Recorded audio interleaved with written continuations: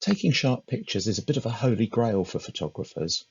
There are exceptions where we want to represent movement or to emphasize calmness, but generally most pictures need to be sharp. Elsewhere, I look at the way in which you take your pictures, holding the camera well, choosing your subject, and taking the image itself with a half-button press.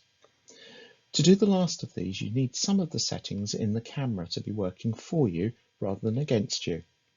This is Graham Wilson, and this is an extra theory session for the bronze level photography skills course, just in case you get stuck finding these things in your manual. It's incredibly annoying that each manufacturer of cameras has their own terminology to describe the same things. As this course is short, it's going to be hard to explain every setting and to cope with every manufacturer. I will try, and if necessary, we can have a chat offline so that other people don't feel we're deserting them. For the time being, though, these are the 4 settings that you will need to get the best from this course. Some of you will have your camera set up as it was when it left the factory. Others will have all kinds of settings already chosen. I'll try to explain what they are now, but part of your homework is to find out how to set up your camera. To get creative control over your pictures, especially where things aren't moving, use Aperture Priority.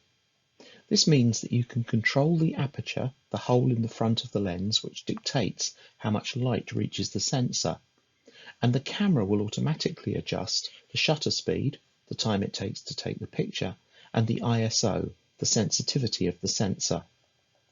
Really don't worry about the terms unless you're interested. For now, just find out how to set aperture priority on your camera and do so. Most cameras need this setting on the camera alone, but a few have a switch on the lens as well. On the bottom left is a Canon camera typical mode switch. Bottom right is a Nikon. At the top is a Fuji, which also happens to be fitted in this case with a lens that requires switching too. Setting aperture priority gives you lots of possibilities for creative picture taking that other modes don't allow. So get used to it. The vast majority of good photographers use aperture priority most of the time. The second setting is known as single shot focus mode, or autofocus single shot, or AFS. You often have to set this in the menu of your camera, although the Fuji has a switch on the body of the camera. The easiest way of imagining what this does is to know that the main alternative is called continuous shot focus mode. Imagine that you wanted to take a picture of a group of friends at a party. They weren't cooperating, so you lifted the camera to your eye, tried to focus, but just as you did, one of them moved. You then had to refocus. Only another then moved, so you had to again and again. This is when you would need continuous mode. But friends aren't usually that mean, and we can look at how to handle the annoying ones another week. Most of the time when you're taking a picture, the subject is stood still, so you only want the camera to focus once and then lock that focus. We're very nearly there, so bear with me. When you use your camera on one of the less creative modes, such as program mode or worse, the scene modes, it decides for itself what it'll focus on. It does this by trying to guess what it is that you're photographing, whereabouts the most important thing is in the picture, and then how much you want that in focus and how much around it.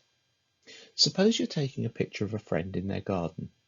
The camera might decide to focus on their nose, their chin, their mouth, the big red rhododendron next to them, or the building that they're standing in front of. And if it can't decide, then it will try to do all of them and fail miserably. This picture is a good example of this kind of bad focus. The camera has chosen to focus on the wooden seat rather than the person. The camera has to be told to focus on the point we want to be in focus, not wherever it chooses. We do this by setting single focus point mode.